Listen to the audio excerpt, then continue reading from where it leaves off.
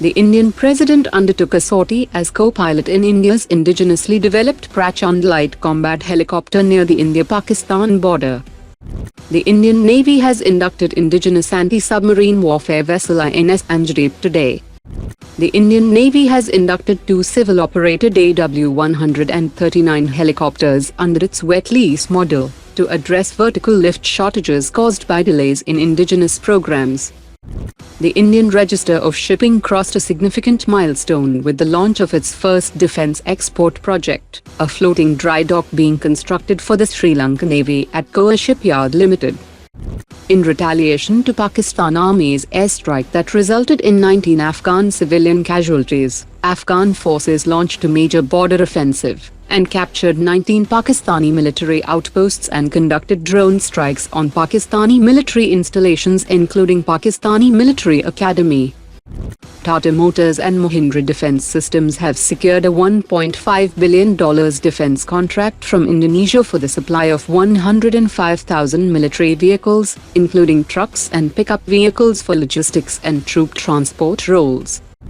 Maharashtra-based Balu Forge has secured a 5-year long-term contract for the monthly supply of 30,000 units of 155mm and 10,000 units of 152mm empty artillery shells.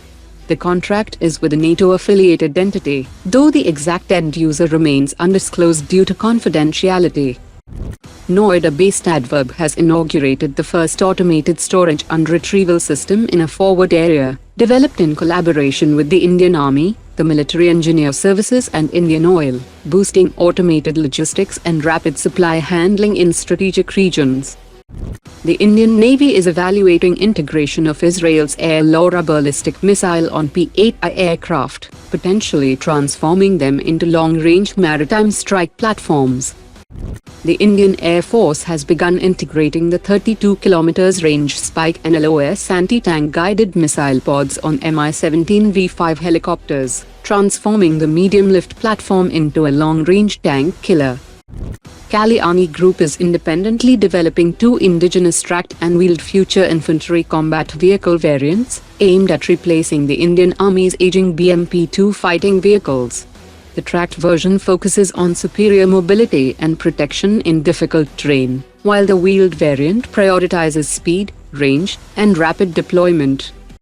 Israel Aerospace Industries has offered the Barak 8 extended range surface-to-air missile to the Indian Navy, extending air defense range to 150 km with minimal integration changes. The system could enhance carrier battle group protection as an interim capability until DRDO's 250 km range M2 interceptor under the Project Kusa enters service. The Indian Navy and Germany's ThyssenKrupp Marine Systems have concluded cost negotiations for Project 75I, clearing a major hurdle in India's next-generation conventional submarine program. The deal is estimated at around $9 billion. And it now awaits procedural clearances and Cabinet Committee on Security approval, with contract signing likely within the next 2 to 4 months. Dassault Aviation is in advanced talks with nearly 30 Indian firms to expand the domestic ecosystem supporting Rafale production in India. A wider Indian supplier base will support avionics wiring composites and structural components, with localization projected at 40 to 60%. The final assembly could take place in Nagpur, while fuselage production remains anchored in Hyderabad. Today's top 3 comments.